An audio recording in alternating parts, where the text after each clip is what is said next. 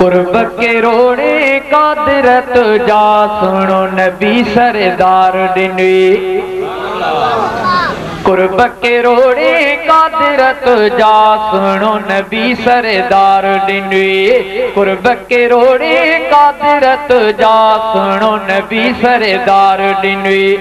रहबर सारे रसूलन जो है उम्मत जो आधार दिनवी। कुर्ब के रोड़े कादरत जा सुनो नबी सरदार दिनवी। कुर्ब के रोड़े कादरत जा सुनो नबी सरदार दिनवी। कुर्ब के रोड़े कादरत जा सुनो नबी सरदार दिनवी। रहबर सारे रसूलन जो है उम्मत जो आधार दिनवी। कुर्ब के रोड़े कादरत जा सुनो नबी सरदार दिनवी। कुर्ब के रोड़े कादरत जा सुनो नबी सरदार दिनवी। जेको जहान ने लाए रहमत आई उन्हीं जे आम थे बरकत। ओ जेको जहान ने लाए रहमत आई उन्हीं जे आम थे बरकत। ओ जाए जाम रसूल जे थी नूरानी वैलात। तमाम जमात के गुजारिश है हजरत मौलाना सिबगतुल्लाह जोगी साहब जिन मौजूद जिनकी तकरीर थी साईं जे गजलखाबाद में हजरत मौलाना सिबगतुल्लाह जोगी साहब सभी जमात की गुजारिश है को भी वजन की कोशिश न करे।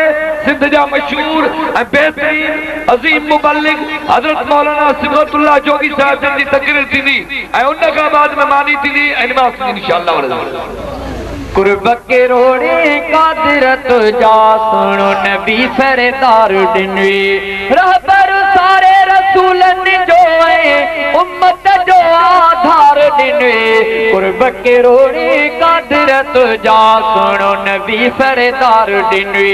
जेको जहान ने लाए रहमत आई उन्हीं जे हम थी बरकत।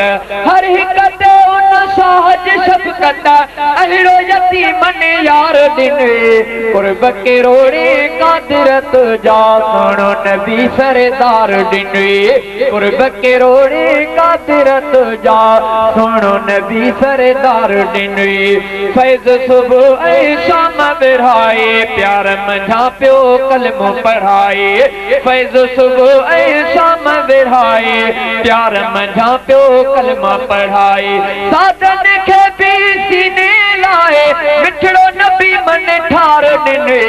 कुर्ब के रोड़े कादरत जा सुनो नबी सरदार दिनवी। कुर्ब के रोड़े कादरत जा सुनो नबी सरदार दिनवी। कुर्ब के रोड़े कादरत जा सुनो नबी सरदार दिनवी।